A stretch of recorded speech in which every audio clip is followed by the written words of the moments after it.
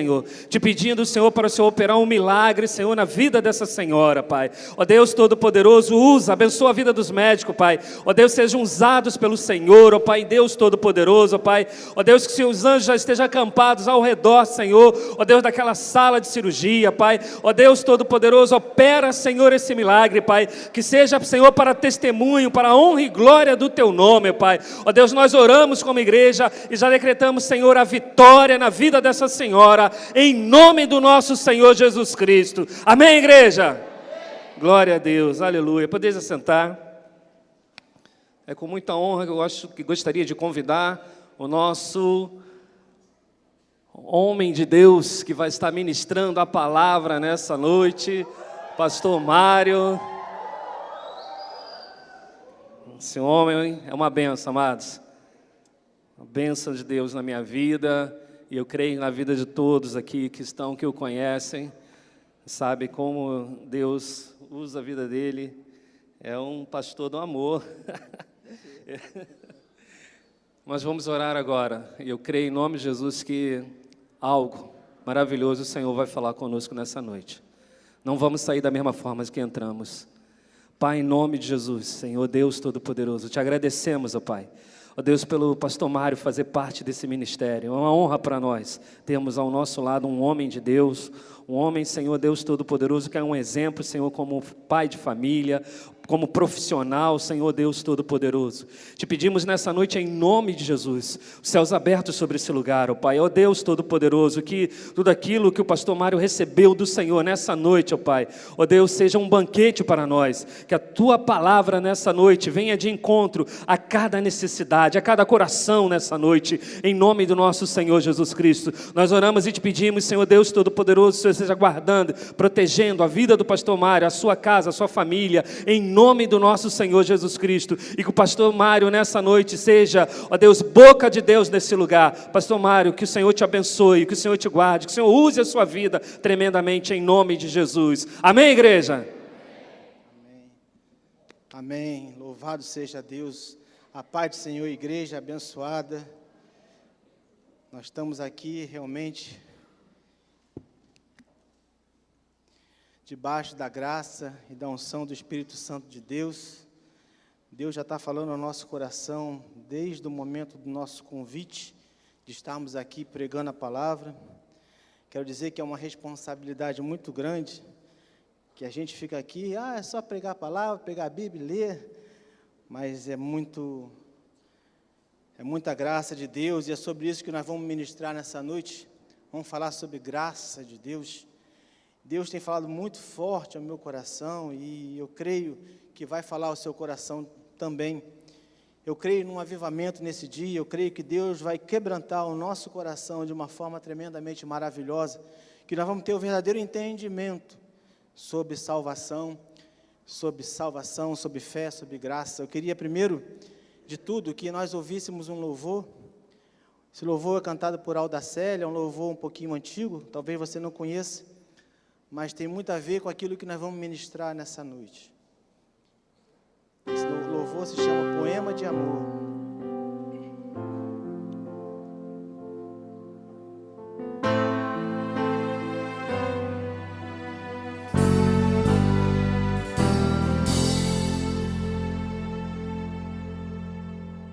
Eu chamo pelo nome, não, você não é um clone. Com as minhas próprias mãos eu o formei, maravilhosamente, cuidadosamente eu planejei. Você é um poema de amor que eu escrevi. Você é obra-prima da minha criação. Antes mesmo deste mundo vir a existir, você foi gerado dentro do meu coração. A sua vida eu compus a mais linda canção. 7 notas de excelência, glória e amor. Deixa-me soprar o meu espírito em você, e a música da sua vida vai resplandecer.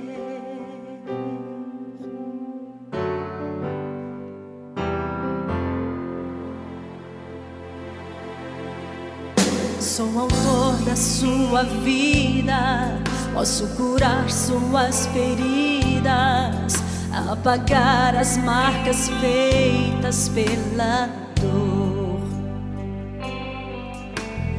e escrever de novo a melodia que a lágrima manchou. Você é um poema de amor que eu escrevi. Você é a obra-prima da minha criação. Antes mesmo deste mundo vir a existir, você foi gerado dentro do meu coração. Da sua vida eu compus a mais linda canção, com 7 notas de excelência, glória e amor. Deixa-me soprar o meu espírito em você, e a música da sua vida vai resplandecer.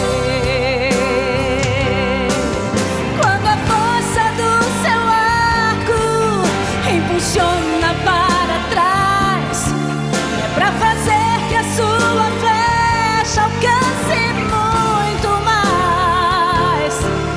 Darei vida aos grandes sonhos que o medo ocultou. Eu te amo tanto, tanto, como é grande o seu valor. Você é um poema de amor que eu escrevi. Você é a obra-prima da minha criação. Antes mesmo deste mundo vir a existir, você foi gerado dentro do meu coração. Da sua vida eu compus a mais linda canção, com 7 notas de excelência, glória e amor.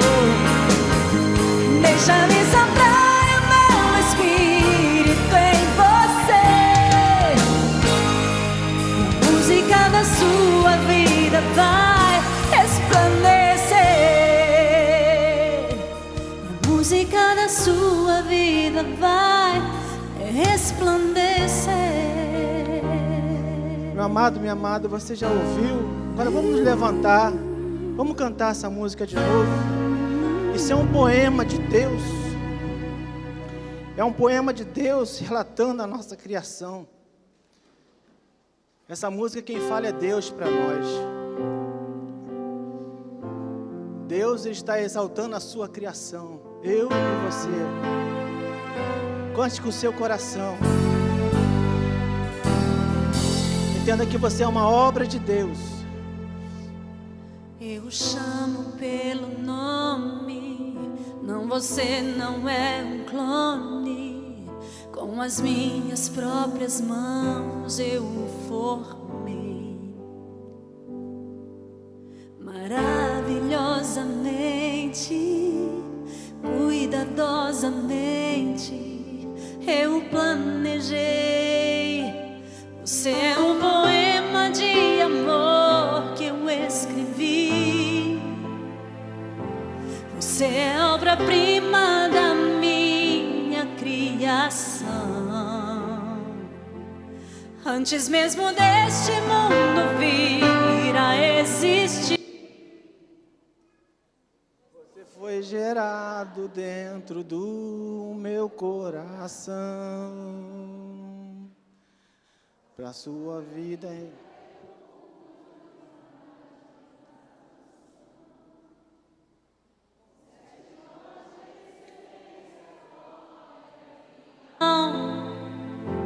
Com 7 notas de excelência, glória e amor, deixa-me soprar o meu espírito em você, e a música da sua vida vai resplandecer.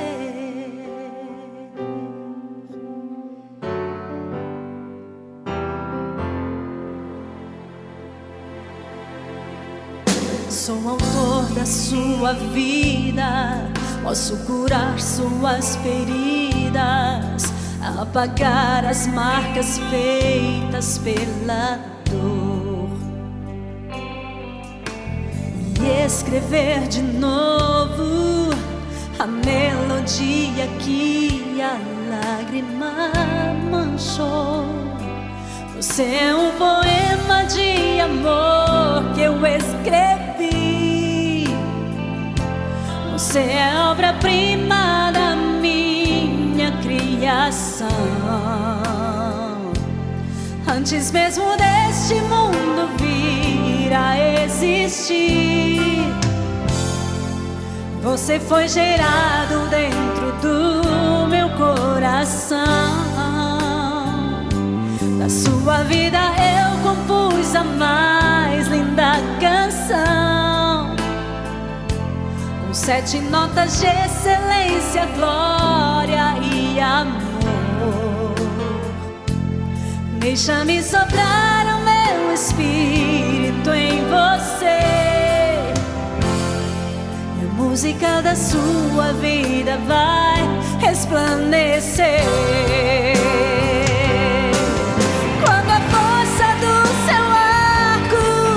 Impulsiona para trás, é pra fazer que a sua flecha alcance muito mais, dar vida aos grandes sonhos que o medo ocultou. Eu te amo tanto, tanto, como é grande o seu valor. Você é um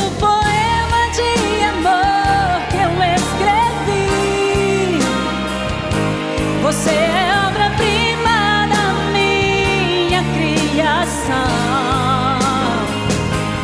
Antes mesmo deste mundo vir a existir, você foi gerado dentro do meu coração. Da sua vida eu compus a mais linda canção, notas de excelência, glória e amor. Deixa-me soprar o meu espírito em você, a música da sua vida vai resplandecer. A música da sua vida vai resplandecer.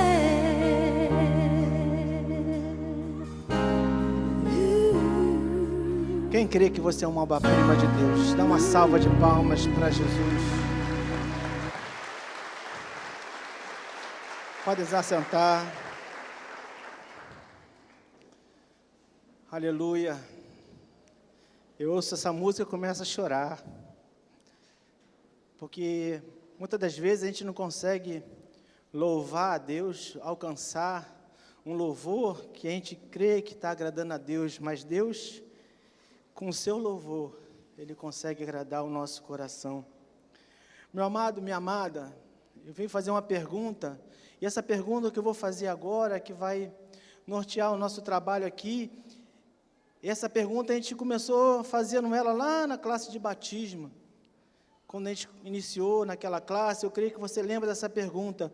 Você tem certeza da sua salvação? Quem lembra dessa pergunta? Você tem certeza da sua salvação? Por que você tem certeza da sua salvação? Não é só de ser um sim, mas por que você tem certeza da sua salvação? Vamos abrir a palavra de Deus no livro de Efésios. Efésios capítulo 2. E Deus se revela de uma forma tremendamente maravilhosa e sustentadora, que realmente a gente vê a nossa pequenez diante da majestade e da grandeza desse Deus Todo-Poderoso, que nos criou, que nos gerou, que nos tirou ali do pó da terra e nos formou diante de um sopro, nos deu o fôlego da vida. E hoje nós estamos aqui graças a esse trabalho tão honrado, tão lindo, tão maravilhoso, que até hoje os cientistas não conseguem descobrir como um homem foi gerado. Mas o Senhor sabe, e nós sabemos também, amém? É do pó da terra. Então o versículo 2, o capítulo 2 de Efésios, diz o seguinte: e vos vivificou, estando vós mortos em ofensas e pecados, e que noutro tempo andastes segundo o curso deste mundo, segundo o príncipe das potestades do ar, do espírito que agora opera nos filhos da desobediência, entre os quais todos nós também antes andávamos nos desejos de nossa carne, fazendo a vontade da carne e dos pensamentos, e éramos, por natureza, filhos da ira, como os outros também. Versículo 4. Mas Deus, que é riquíssimo em misericórdia, pelo seu muito amor, com que nos amou, estando nós ainda mortos em nossas ofensas, nos vivificou, juntamente com Cristo, pela graça sois salvos. Versículo 6, e nos ressuscitou juntamente com Ele, e nos fez assentar nos lugares celestiais em Cristo Jesus, para mostrar nos séculos vindouros as abundantes riquezas de sua graça, pela sua benignidade para conosco em Cristo Jesus. Versículo 8, pela graça sois salvos, mediante a fé. Isso não vem de nós, é dom de Deus. Não vem das obras, para que ninguém se glorie. E o 10º, porque somos feitura sua, criados em Cristo Jesus para as boas obras, as quais Deus preparou para que andássemos nela. Senhor da glória, Deus de misericórdia, queremos assim te agradecer por esse momento tão precioso e queremos nos colocar diante de Ti e falar: Senhor, ó Deus, usa a minha vida nesse momento, que seja a Tua voz falando ao Teu povo e que encontre corações receptivos àquilo que o Senhor está falando à igreja, em nome de Jesus. Amém? Nessa pequena parte, nessa introdução desse capítulo, Paulo ele é muito sábio. Então ele descreve a trajetória de pessoas condenadas à morte, né? Mas que encontraram com a vida eterna, com Jesus. Nossa situação em Cristo, que fala do versículo 1 ao 3, estávamos mortos em nossos pecados e delitos e andávamos segundo o curso do mundo, ou seja, éramos escravos do sistema. Andávamos segundo o príncipe da potestade do ar, escravos de Satanás. Andávamos segundo a nossa carne, escravos de nós mesmos. Éramos, por natureza, filhos da ira. Essa é a nossa história, esse é o nosso momento antes de encontrar com Jesus. Antes de experimentar daquilo que é maravilhoso e apaixonante, que se chama graça de Deus. Esse momento realmente é o momento que travamos, que passamos, e hoje, pela misericórdia de Deus, Deus nos faz ter uma vida de abundância, uma vida de alegria. Em Romanos 1,18, na fala da nossa velha natureza, fala: porque do céu se manifesta a ira de Deus sobre toda a impiedade e injustiça dos homens, que detêm a verdade em injustiça. Em Romanos 3:20 fala: portanto, ninguém será declarado justo diante dele, baseando-se na obediência à lei, pois é mediante a lei que nos tornamos plenamente conscientes do pecado. Meu amado, é muito legal quando nós somos os bonzinhos, os certinhos, andamos mediante a lei. Mas o que Deus nos diz, o que Deus faz com que nós venhamos entender que não é mediante a lei que nós devemos andar, não é mediante a letra que nós devemos andar, mas é mediante a graça de Deus. A intervenção de Deus em nossa situação, diz lá no versículo 4 ao 10, mas Deus, que é rico em misericórdia, do sepulcro fomos elevados aos lugares celestiais juntamente com Cristo. Deus manifestou a sua misericórdia, seu grande amor para conosco, a sua suprema riqueza de sua graça, a bondade para conosco. Então surge uma declaração bombástica, uma declaração realmente que muda a nossa vida, ou para aqueles que não têm Jesus como Senhor e Salvador, aquele que vai mudar a sua vida. Pela graça sois salvos mediante a fé.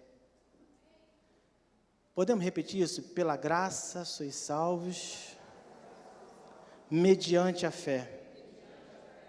Meu amado, isso aqui é a chave para que nós tenhamos uma vida certa na salvação. Pela graça. Porque muitos não entendem a salvação. Quando a gente pergunta, você é salvo? Para muitos cristãos, ele fica assim, caramba, né? Começa a lembrar de tanta coisa, começa a lembrar do pecado de ontem, do pecado de meia hora atrás, do pecado de 15 minutos antes de fazer a pergunta, não é? Porque muitos não têm entendimento da salvação. Vamos falar um pouquinho de graça. Vamos entender realmente o que é graça. O que é graça? Quem pode dizer o que é graça?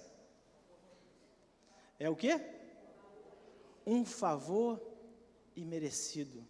Graça é aquilo que você recebe, mas você não tem realmente valor para receber aquilo. Você recebe porque alguém quer te dar, porque alguém realmente quer te presentear. Graça é isso. E essa graça é que o Senhor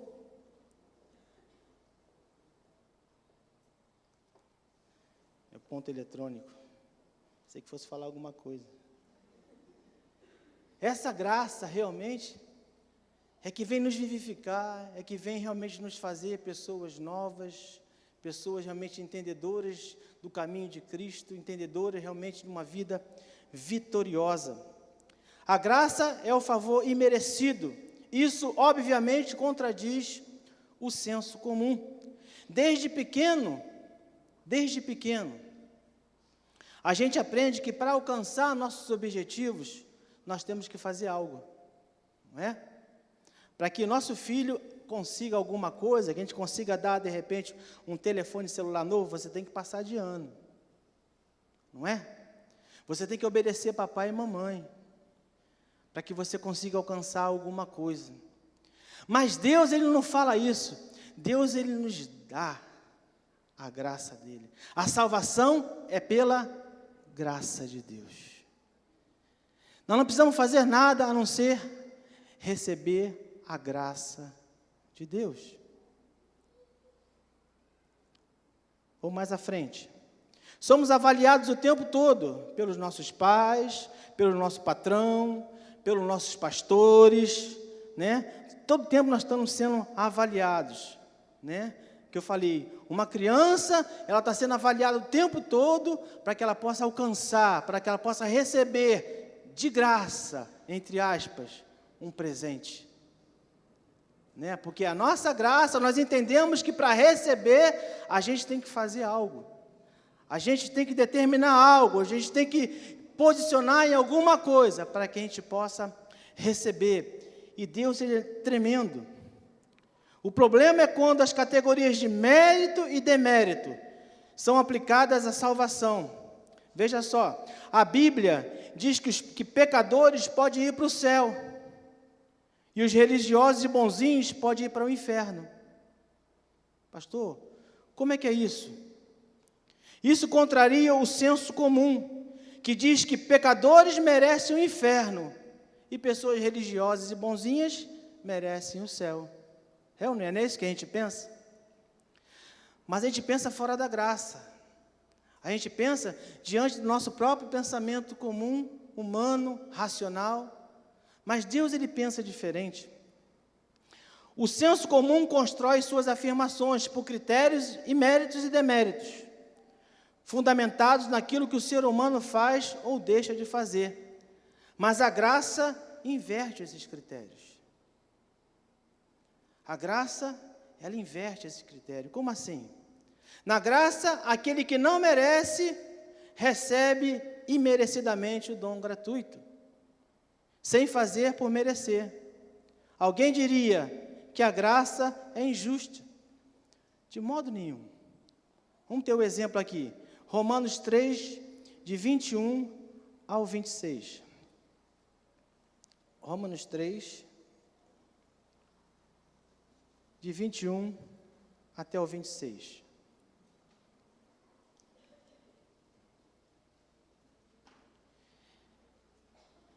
Esse capítulo, esse versículo, essa parte, vamos ler, fala sobre a justiça de Deus.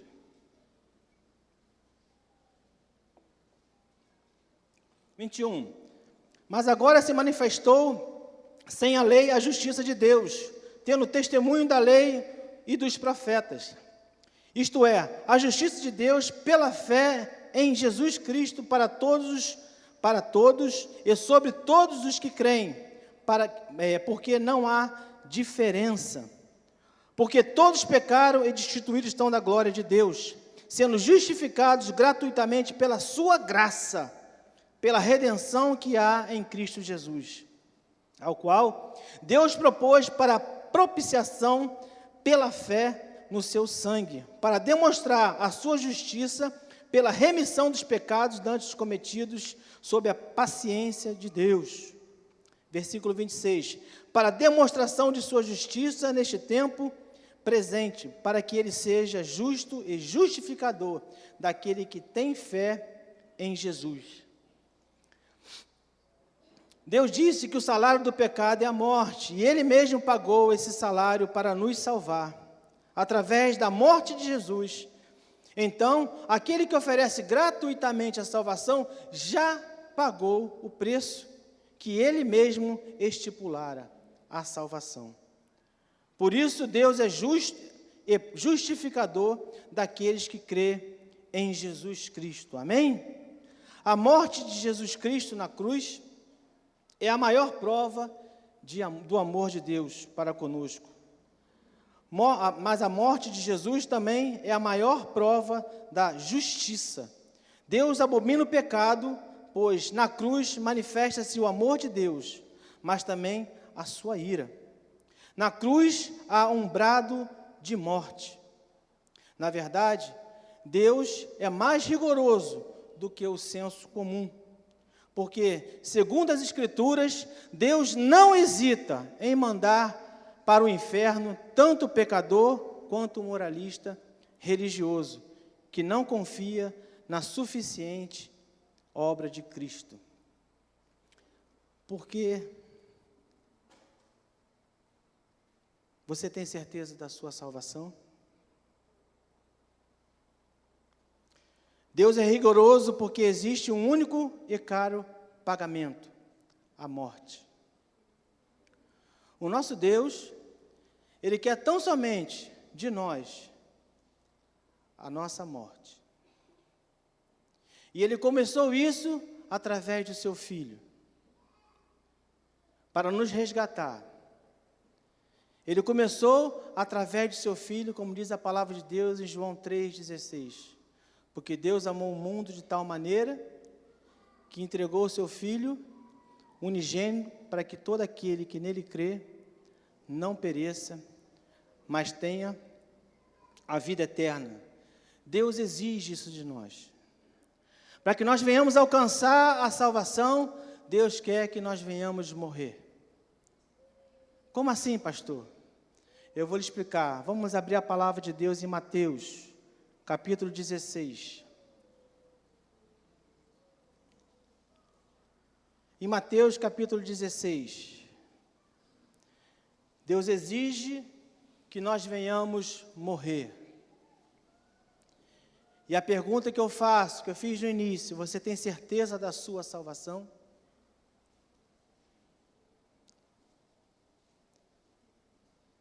Esse versículo, eu creio que você vai entender porque eu estou fazendo essa pergunta.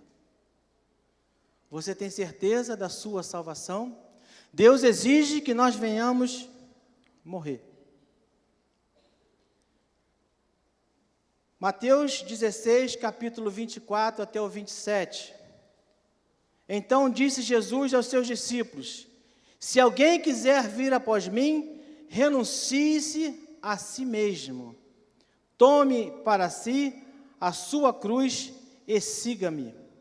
Porque aquele que quiser salvar a sua vida, perdê-la-á. E aquele quem perder a sua vida por amor de mim, o que quer dizer isso? Achá-la-á o quê? A salvação.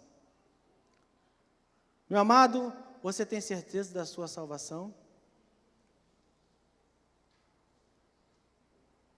Se alguém quiser vir após mim, renuncie-se a si mesmo, tome a sua cruz, tome sobre si a sua cruz e siga-me. Porque aquele que quiser salvar a sua vida, perdê-la-á. E quem perder a sua vida por amor de mim, achá-la-á.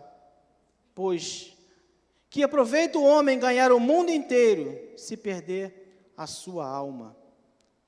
O que dará o homem em recompensa da sua alma?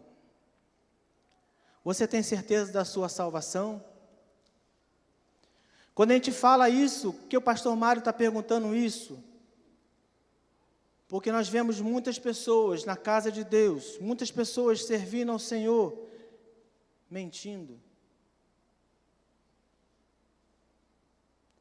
dando voto de tolo.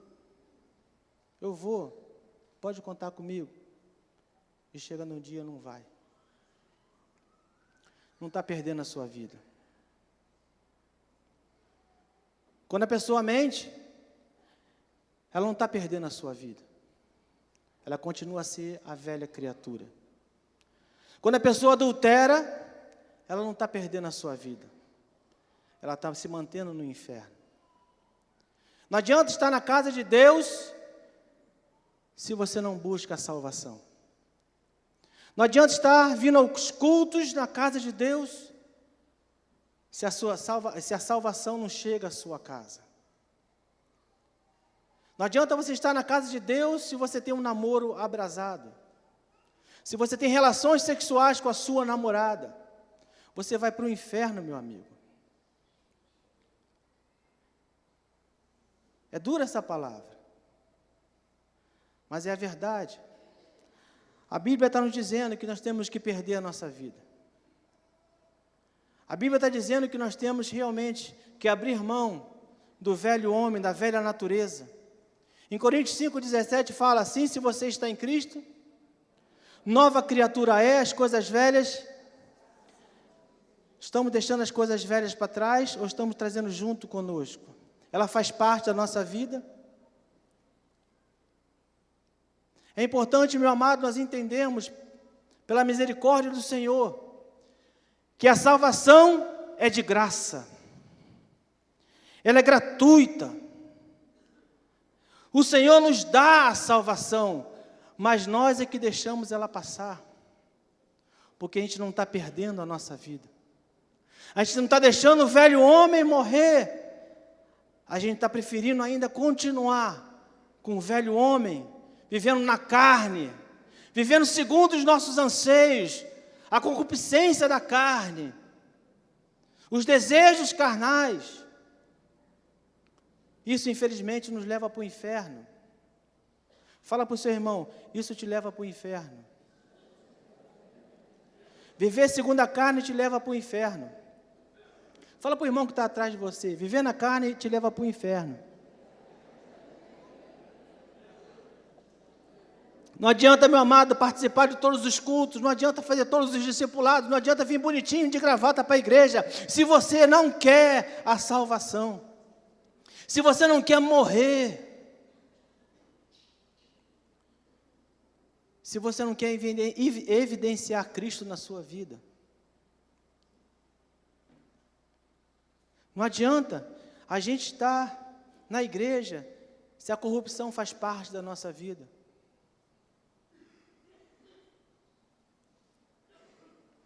Nós temos que morrer. Fala para o seu irmão do seu lado, você tem que morrer.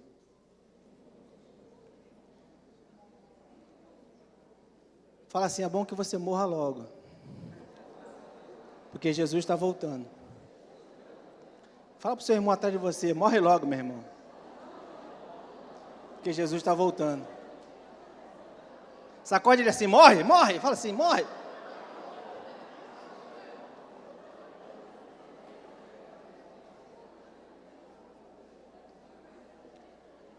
Quando nós ouvimos um poema de amor do céu, quando nós vemos que o Senhor nos formou com tanta propriedade, quando nós vemos que o Senhor realmente Ele teve, sabe, uma mão tão poderosa para nos criar, sabe, e nós reconhecemos que Deus nos criou, entendemos até que recebemos Ele como Senhor e Salvador, mas se a gente não quer realmente viver junto com Ele, isso faz toda a diferença, meu amado. Nós precisamos realmente deixar Cristo viver em nós. A Bíblia fala que é importante que Ele cresça e eu diminua. Sabe, quem que vai diminuir? Somos nós, mas sabe quem vai crescer em nós? É Cristo Jesus. Sabe, nós temos um alvo, meu amado. Todo crente, todo aquele que quer realmente, que recebeu Jesus como Senhor e Salvador, nós temos um alvo, que é chegar à estatura do varão perfeito. Chegar à estatura de Cristo. Sabe o que é chegar à estatura de Cristo? É você ser uma pessoa íntegra. É você ser uma pessoa reta. É você ser uma pessoa tanto amorosa, quanto você vai se desesperar para não pecar. Meu amado, é importante que esse entendimento venha ao nosso coração, porque nós estamos na graça. A graça é algo tremendamente maravilhoso, e ao mesmo tempo, é tremendamente, vamos dizer assim, difícil de nós mantermos. Sabe por quê? A lei é fácil, a lei fala, se você sair com a irmã, ou sair com uma pessoa que não é do seu casamento, você cometeu adultério. Mas a graça, ela fala o seguinte, se você pensar em sair com a irmã, você já cometeu o adultério. E é importante nós entendermos isso, meu amado, porque se teu olho, foi forte essa, se teu olho, sabe, está te levando para o inferno, arranca ele. A graça fala isso, arranca o olho. É melhor você ir sem um olho para o céu, do que você com os dois para o inferno, meu amado. Temos esse entendimento? Se a tua mão está lá pegando na corrupção, se a tua mão está lá, sabe, fazendo aquilo que é errado, é melhor você arrancar a tua mão fora. A graça fala isso, arranca ela fora. É melhor você sem uma mão para o céu do que com as duas para o inferno. A graça, ela fala isso. Por isso que é importante nós entendermos, meu amado, que é pela graça que nós vamos para o céu, é pela graça que a nossa salvação é alcançada. É porque nosso Deus é tão bom, Ele é tão bom, Ele é tão maravilhoso, que Ele nos salva pela graça dEle. Quem pode dar um glória a Deus? Ainda um outro ponto que também demonstra que Deus é mais rigoroso que o senso comum imagina. Porque Ele exige para alguém estar em sua presença, não é nada mais do que a perfeição. Ou seja, essa perfeição está em Cristo Jesus. Ele quer que realmente nós venhamos alcançar essa perfeição, para que nós possamos realmente alcançar a salvação, para que nós possamos ser salvos.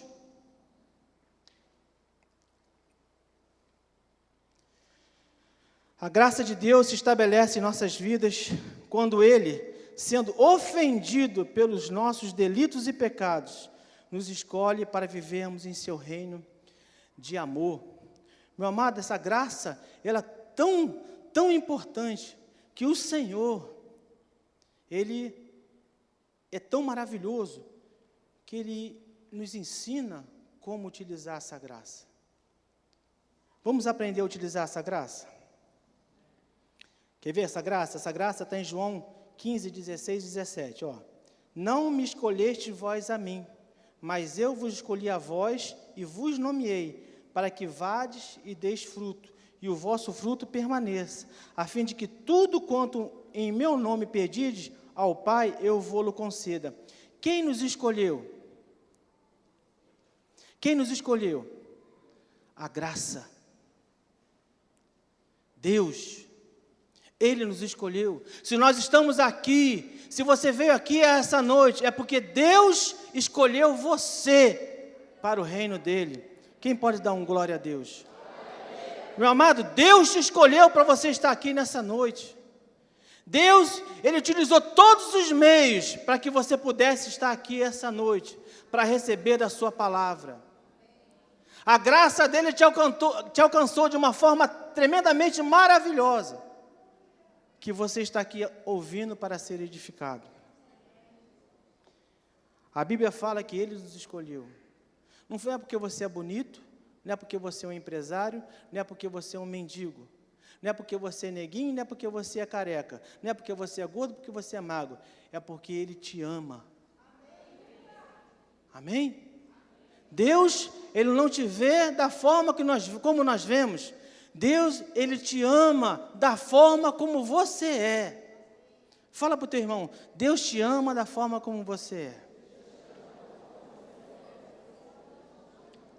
Você não é feio, você é bonito, porque Jesus te ama. Da mesma forma, Deus exige isso de nós. Vejamos em Mateus 18, 15. Ora, se o teu irmão pecar contra ti, vai até ele, repreenda-o entre você e ele. Ou seja, o que fala aí? Se teu irmão pecar contra ti, ele fala o quê? Espera sentado o irmão vir falar comigo? Ele fala o quê? Nós temos que exercer a graça. Então, vai até ele. Meu amado, entenda que graça não é nada daquilo que nós entendemos como a nossa vida, o nosso cotidiano normal, sabe? Ele me bateu, eu vou bater nele. Não é nada, não é olho por olho, dente por dente. A graça, ela diz o seguinte: se o irmão pecou contra mim, eu vou até ele e vou oferecer, sabe, o meu perdão.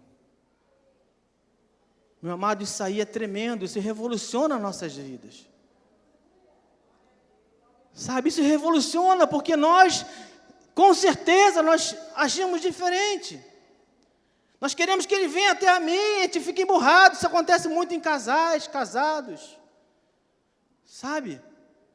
O casal está casado ali, daqui a pouco tem aquela briga, aí um dorme para um lado, dorme para o outro, não tem. Sabe, eu aprendi com o pastor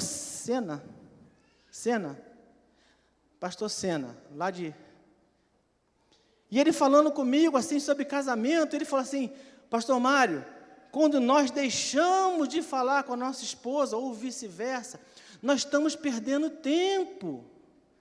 Tempo de ficar se amando, tempo de ficar se consertando, tempo de ficar se relacionando. E eu falei assim: meu Deus do céu, como Deus é bom, rapaz. E às vezes a gente faz isso, é ou não é? Às vezes a gente fica emburrado, não quer falar. Meu irmão, nós estamos perdendo tempo. Sabe? Olha para sua esposa e fala assim: tempo passa, né? O tempo passa. O tempo não para. Viu, Claudinho? O tempo não para, meu filho. Hoje, olha como é que ela está. Ó, pele lisinha, né? Pá. Mas se a gente deixar o tempo passar, o que vai acontecer? As coisas mudam. É ou não é? A gente perde tempo. Hã? Pular essa parte? Meu amado, a gente perde tempo quando a gente briga com o nosso cônjuge, quando a gente briga com o nosso amigo, quando a gente briga com o nosso irmão da igreja, a gente perde tempo, a gente deixa de ser edificado, a gente deixa de prosperar, quando a gente deixa de falar com aquele nosso irmão. E a minha esposa, ela fala mesmo, às vezes nós temos discípulos que são desafio para nós, é ou não é? Hein? Quem tem discípulo que é um desafio? Né? Mas quando nós deixamos de discipular aquela vida, nós deixamos de crescer. Porque aquela vida ali que está sendo realmente um momento difícil na nossa vida, ela está fazendo a gente crescer. Crescer em paciência, crescer em amor, crescer em graça, crescer em entendimento. Né? Então, meu amado, Deus nos fala que nós temos que exercer a graça. Nós temos que exercer a graça. Mas, por outro lado, ser salvo é mais fácil do que a gente imagina. Mas como? Deus exige a perfeição dele, mesmo para estarmos diante dele. Então, o dom gratuito de Deus é fácil de receber? A Bíblia responde: basta crer. A graça só é compreendida pela fé.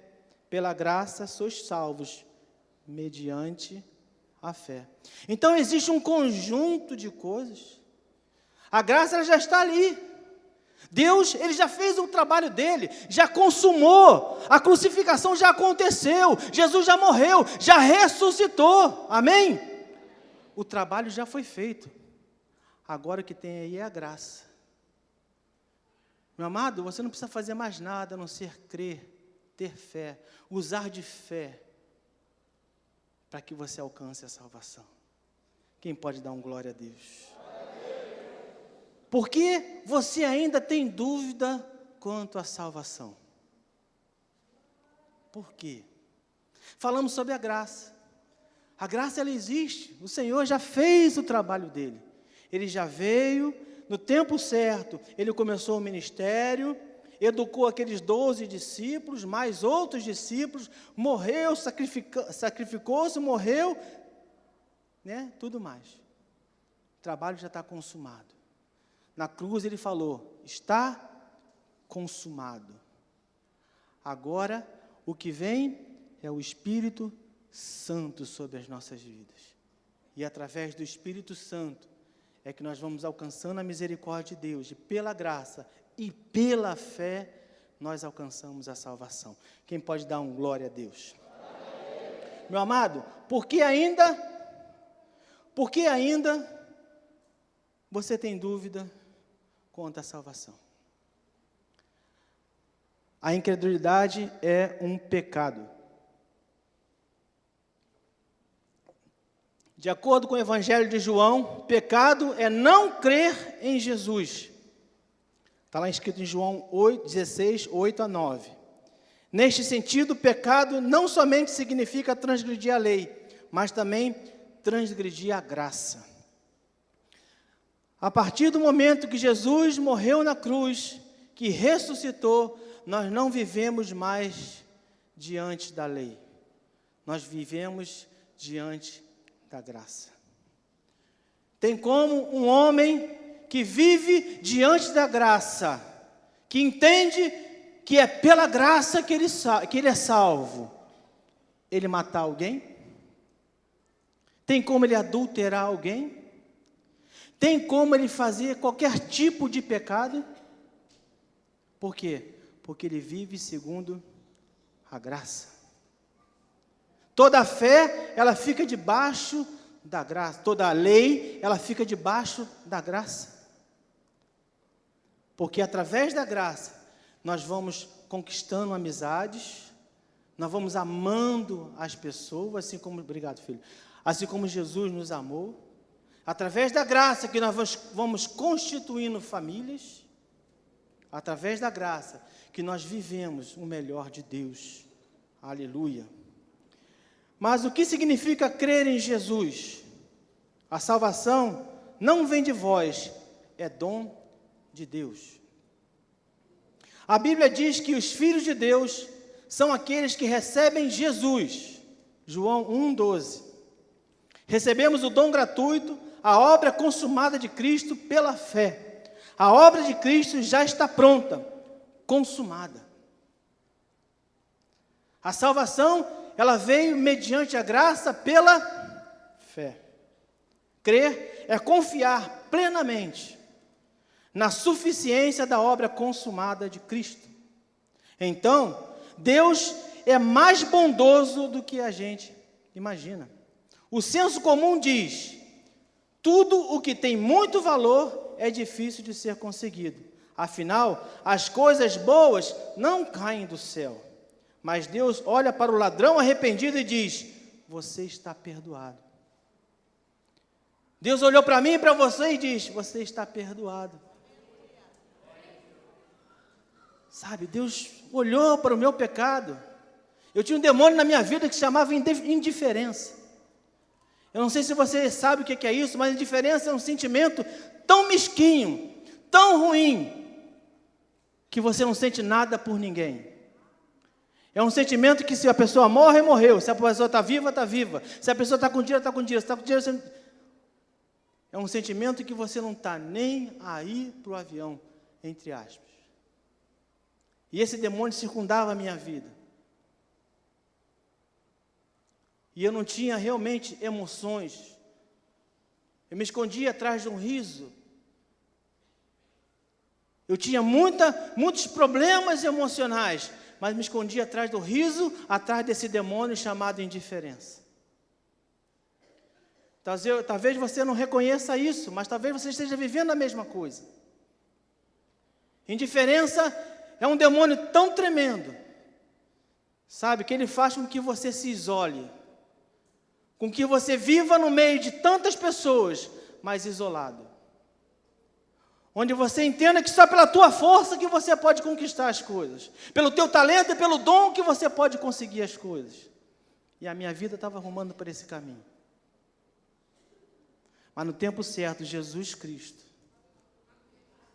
Ele me mostrou da sua graça. No tempo certo, Jesus Cristo falou assim: vem, meu filho amado. A partir daí, a minha vida, ela deu uma guinada. E eu vou dizer sincero, meu amado, quando eu me converti, quando eu aceitei Jesus como Senhor e Salvador, Deus tinha tanta pressa na minha vida. Sabe quem Deus fez me lembrar? De primeiro, Deus me lembrou a uma pessoa tão maravilhosa na minha vida. O nome dela se chama Andréia Monteiro do Nascimento. Foi a pessoa que me lembrou, e nós estávamos tantos quilômetros de distância. Eu estava do outro lado do mundo, estava lá em Hong Kong, trabalhando em Hong Kong, ganhando meus dólares, sendo feliz naquilo que eu fazia. De repente, Deus me chama dali, daquele lugar, no meio de tanto chinês. Deus escolheu a mim. Sabe que eu era mais pretinho? Tanto chinês amarelo ali, vem você pretinho, vem para cá. Deus me escolheu, lá do outro lado do mundo. E a partir dali, Deus consolidou o nosso relacionamento, nos casou. Deus foi trabalhando na vida da minha mãe. Minha mãe, levanta a mão aí, mãe. Ó, a minha mãe é aquela branca ali, ó. Na vida das minhas irmãs. Sabe, quando nós estamos em Cristo, vivendo debaixo da graça, Deus acerta a nossa vida, meu amado. Sabe, não só a nossa vida, mas aqueles que estão junto conosco. Olha o que acontece. Me casei. Vou fazer 20 anos de casado agora. Sabe, de lá para cá, nunca pensei em sair da casa de Deus, porque eu entendi plenamente o que é a graça de Deus. Meu amado, se você ainda fica naquele negócio, estou na igreja, não estou na igreja, não estou, meu amado, entenda o que é a graça de Deus. Sabe, não se deixe levar pelos apelos do mundo, não se deixe levar pelos apelos do trabalho, pelas horas extras que tiram você da igreja, não se deixe levar pelas coisas realmente que vão te tirar da presença de Deus, não se deixe levar. Meu amado, é pela graça que nós vivemos. A palavra de Deus, ela fala que Deus nunca viu o justo mendigar o pão. Sabe por quê? É a graça de Deus na nossa vida. Meu amado, nunca me faltou nada. Não é só porque eu morava em Hong Kong, que eu ganhava dólar, que eu era milionário, não era não. Eu cheguei para casar, quanto dinheiro eu tinha, minha esposa? Fala. 0. Me casei com 0, esse não é conselho para ninguém, tá? Mas era tanta graça de Deus na nossa vida. Me casei com 0 e desempregado.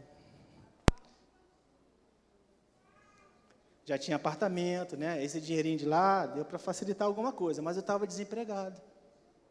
Mas foi a graça, confiando em Deus. Minha filha Mariana, levanta a mãozinha, Mariana. Mariana é minha primeira filha. Dia 6 de 6 de 96, eu estava desempregado. Né, minha filha? Até 1 ano de idade, nada faltou para nossa filha, não foi, minha esposa? Quase 2 anos. Nada, nunca precisamos comprar fralda, sabe? Deus proveu tudo, meu amado. Sabe o que é isso? Isso é graça de Deus. Não tem como a gente expressar, não tem como a gente falar assim, é graça. Sabe? E eu fui pulando de emprego, até Deus me deu a graça, depois de 10 anos de parar de estudar, passar por um concurso público. Estudando em casa sozinho, não. Eu cheguei de Hong Kong em dezembro, a prova foi em abril. Estudando em casa sozinho, Deus me deu a graça de passar num concurso público. Hoje, eu sou um inspetor de polícia. Eu sou polícia. Oi! Meu amado, eu estou aqui, é pela graça de Deus. Eu poderia estar morando na Barra, ou seja, eu poderia estar morando no Recreio, né, que é o point agora, né, dos emergentes, mas eu escolhi a graça, eu escolhi depender de Deus. Meu vizinho, quanto tempo está aquela obra lá na minha casa, meu vizinho? Meu amado, eu estou fazendo uma obra de igreja lá em casa. Por quê? Porque eu decidi viver pela graça. Eu não quero dinheiro sujo. Eu não me quero sujar com o mundo. Igreja, entenda bem. Deus está me prosperando. Porque eu escolhi a graça. Eu escolhi viver segundo a vontade de Deus, como aquela música diz, que seja feita a tua vontade. Eu entendi que eu sou um poema de amor nas mãos de Deus. Talvez para você eu seja só um neguinho, gordinho, mas para Deus eu sou um poema de amor. Para minha esposa também, para minha mãe. Amém? Então diz lá, Deus já falou tanto ao nosso coração, né? Glória a Deus. Não sei nem se eu continuo. O Espírito Santo está falando para parar. Eu creio que Deus já está falando ao seu coração.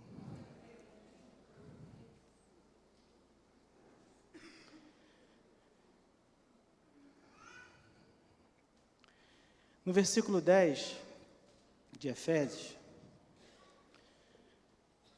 existe uma palavrinha que talvez ela seja o clímax daquilo que eu queria que vocês entendessem. Eu entendi profundamente no meu coração e por isso que eu sou apaixonado por esse Deus. É por isso que eu não meço esforços para fazer a obra de Deus. O versículo 10 diz, porque somos feitura sua. Eu fui ver mais um pouco o que quer dizer feitura, pastora Luciete. Nesse contexto, feitura quer dizer que é uma obra feita como um poema. E ali, meu coração já estremeceu. Eu comecei a chorar diante de Deus. Eu falei, Senhor, eu não mereço tanto. Eu não mereço tanto, Senhor. Me perdoa, porque eu não mereço tanto. Eu sou uma feitura de Deus. A palavra fala que é como se fosse um poema. Eu imagino Deus assim, lá no céu, criando o sol, criando as estrelas, criando os animais. De repente ele vê assim uma criatura única, ele quer fazer algo tudo diferente. Talvez você veja um pássaro tão lindo, você vê um animal tão lindo, uma árvore tão linda, um fruto tão gostoso, mas Deus te fez sobre todas essas coisas. Deus, Ele te fez mais maravilhoso que toda a criação dEle. E quando nós entendemos o que é a graça, tudo muda na nossa vida. Eu gostaria de utilizar esse momento para que essa mensagem ela possa ser um pouquinho mais compreendida. Eu gostaria de chamar aqui uns irmãos, gostaria que a igreja entendesse bem que eu estou preocupado se eu não estou me fazendo entender, né? Eu gostaria de chamar aqui o irmão Claudinho. Cláudio, vem cá, meu filho. Eu queria até um microfone, pegar esse aqui, ó. Claudinho, fica aqui embaixo mesmo, Claudinho. Alô.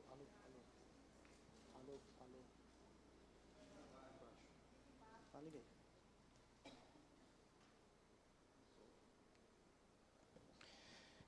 Igreja, entenda que a graça é algo formidável na nossa vida.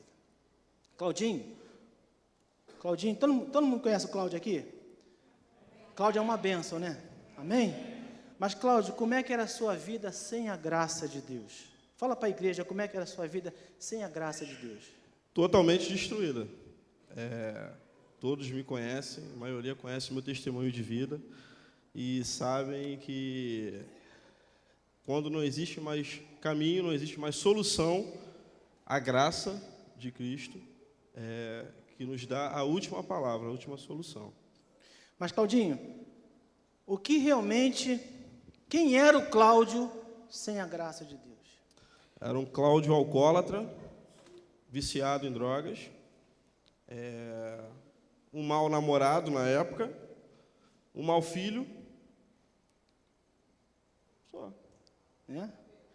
Cláudio? Espírita. Isso. Corimba, né? Isso aí, lá da Zirimba. Lá. Cláudio, quero falar para você. Quem é o Cláudio com a graça de Deus? O Cláudio com a graça de Deus é um Cláudio amoroso, casado, pai de um lindo filho que daqui a pouco está vindo aí.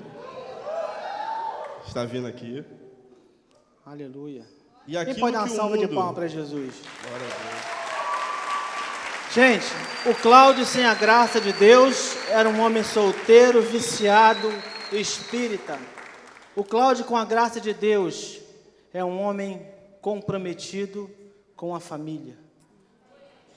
Fala, filho.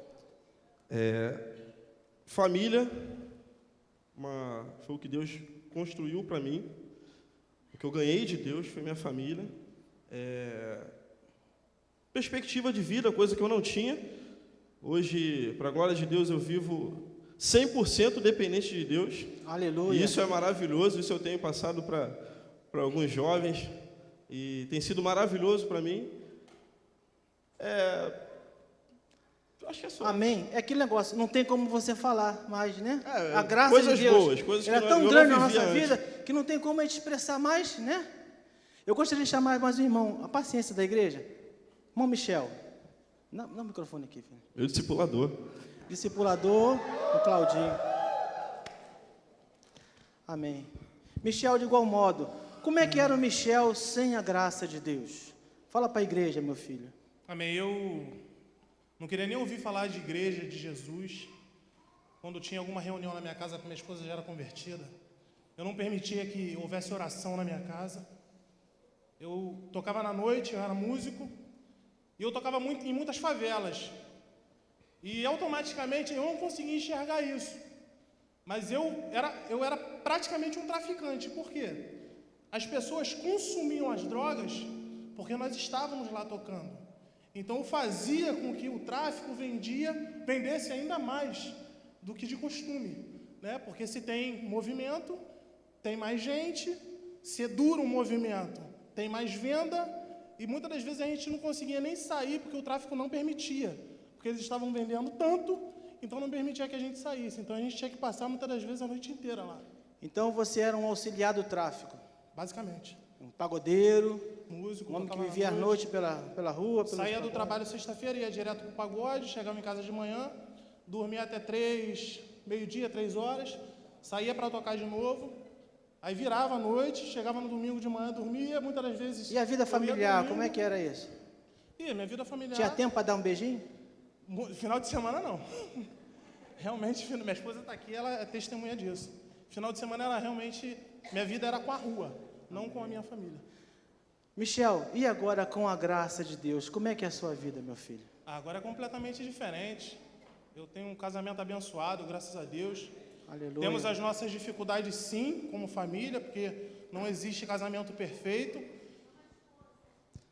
Mas... Isso aí.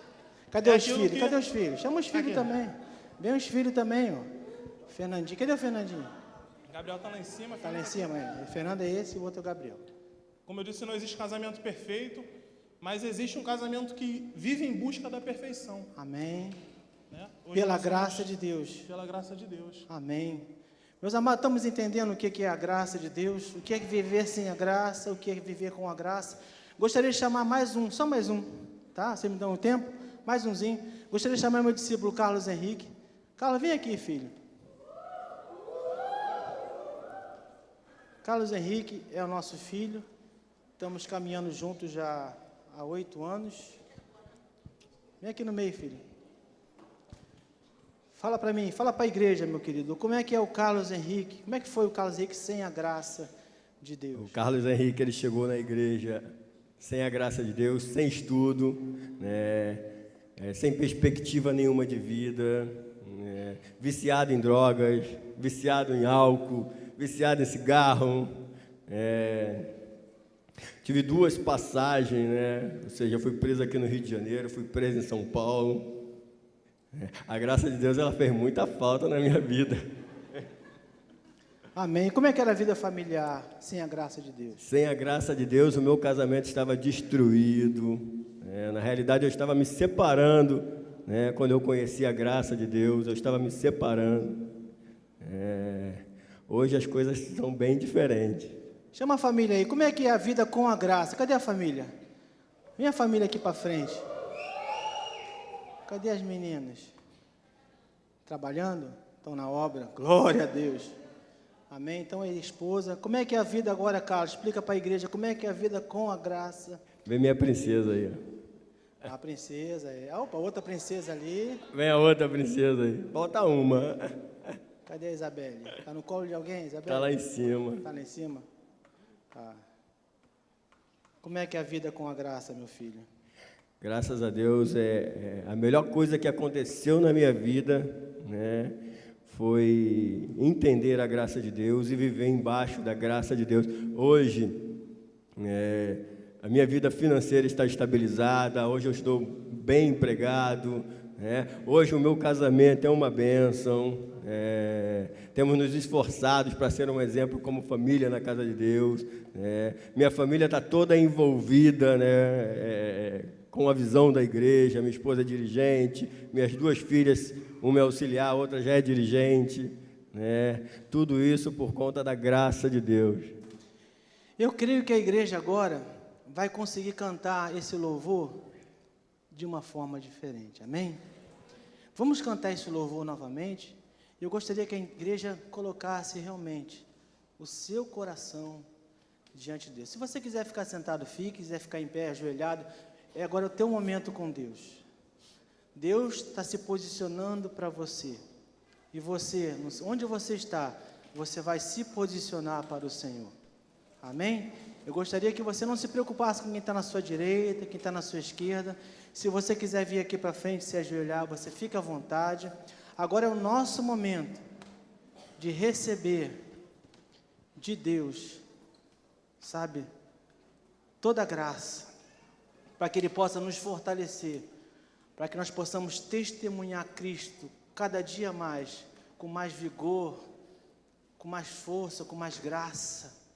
Abraça a sua esposa. Se você está com a sua família aí, abraça a sua família. Nosso Deus é o Deus da família. Abraça a sua família. Cante com seu coração. Eu chamo pelo nome, não, você não é um clone.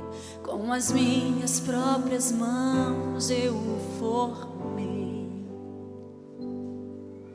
Maravilhosamente, cuidadosamente eu planejei. Você é um poema de amor que eu escrevi. Você é a obra-prima da minha criação. Antes mesmo deste mundo vir a existir, você foi gerado dentro do meu coração. Da sua vida eu compus a mais linda canção, com 7 notas de excelência, glória e amor. Deixa-me soprar o meu espírito em você, e a música da sua vida vai resplandecer.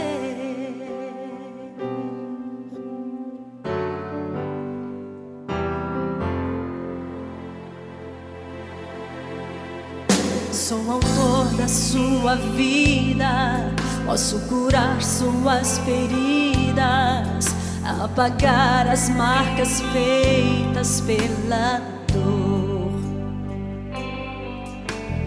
e escrever de novo a melodia que a lágrima manchou. Você é um poema de amor que eu escrevi. Você é a obra-prima da minha criação. Antes mesmo deste mundo vir a existir, você foi gerado dentro do meu coração. Da sua vida eu compus a mais linda canção, com 7 notas de excelência, glória e amor. Deixa-me soprar o meu espírito em você, e a música da sua vida vai resplandecer. Quando a força do seu arco impulsiona para trás, é pra fazer que a sua flecha alcance muito mais, dar vida aos grandes sonhos que o medo ocultou. Eu te amo tanto, tanto, como é grande o seu valor. Você é